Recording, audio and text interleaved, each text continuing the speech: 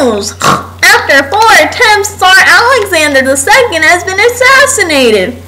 What will become of Russia? Tsar Alexander III, after just 2 years of being Tsar, has passed a law increasing the power of the Bolshevik, or commune leader. To what extent has Russia improved since 1852? Counselor, what side are you representing? Our claim is that Russia has not improved since 1852. And you, Counselor, what side are you representing? Our claim is that Russia has improved since 1852. Counselor, what is your evidence supporting this claim that Russia has improved since 1852? Tsar Alexander II wanted a lot of reforms. In Alexander II's reign, beginning with the tariff of 1857, duties on pig iron and steel were substantially reduced, and free importation of rolling stock and rails were permitted to hasten the construction of the first planned railroad network under French management. This is to protect domestic industries. Yet at what price? This is actually in order to raise revenue rather than to protect domestic industries. Also, Alexander has been victorious in the Balkans, yet this victory caused Russia to lose more than what it had in the Crimean War. He also could not provide the public with constitutional rights. But he got rid of serfdom and tried to make reforms for the better of the people. He tried to get rid of serfdom, and even then, his reforms were not well liked. Which is why, after 4 other attempts, he was assassinated in March of 1881. Onward to the next exhibit. The January uprising were when the Polish rebels against the Imperial Russian Army in 1863. With Russia's victory, Russia banned the Polish language and forced Russia to be the dominant language. Yet from doing this, Russia expanded and became more active in its satellite states and embraced its culture. So what?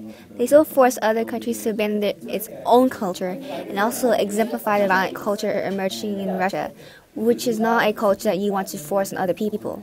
But onward. Through the Caucasian War, Russia had significantly expanded its influence over Europe. In 1818, Russian General Alexander Yermolov sent expeditions to Chechen villages. Russian General Alexander Yermolov sent expeditions to destroy Chechen villages, burn villages, and murder all. That's an insignificantly small detail, Miss Lavu. This practice has occurred in all battles. Insignificant, Imam Shamil led revolts to Sufi warriors against Russian control. These revolts from 1840 to 1859 led Chechnya to lose half its population and its entire economy to the Russian war. Finally, in 1859, Shamil surrendered to Russian troops. This war was not only destroyed a culture, but also showed Russia's poor foreign policy and was destructive, and every foreign country feared Russia. Ha! But isn't fear sometimes a good thing? Not when other countries are not supporting you, Miss Hardaway. Russia expanded its influence over Europe, though. Just like Napoleon did over France. Those are completely different situations. Tsar Alexander II was not a dictator. Order! Order in the court! When Alexander III came into power, he strengthened the government and provided the economic stability needed. He did this by halting his father's reforms. But the public didn't even like his father's reforms. They didn't like him regressing Russia either. Also in 1883, a law increased the power of the Bolsheviks, or commune leader, and made it hard for peasants to leave the Mir. By 1893, peasants were banned from leaving. But all for the good of the economy. Not exactly. Tariffs on some foreign goods were up to 33%. By 1891, the government's income rose by almost 50%. We had to starve our Russian citizens so that we can maximize our export profits. So yes, we may improve our economy, but people aren't happy. And the people are the social thing, right? No, it's the door. Yes, it's the people. Anyway, the social downfall will lead to the entirety of Russia's demise. Continuing on. Just give me a second. We have Nikolai Christianovich Bunch, the Minister of Finance of the Russian Empire from 1881 to 1886. He founded a peasant land bank to help promote private ownership for peasants, and it was actually very successful. Many ex-serfs were now able to own land for themselves. Yes, but that... He also abolished the infamous soul tax, which was a tax serfs had to pay their master. You forgot one minor detail. Under him, all of his innovations, the resources of the finance ministry were drained. So yes, his plans for reforms were good. However, Russia at this time was not yet capable of all these major reforms. If they were done more subtly, maybe these could have been more successful. But you admit that these reforms are good. I never said that. Yes, you did, so proving I was right. Ha! Moving on. That's my line.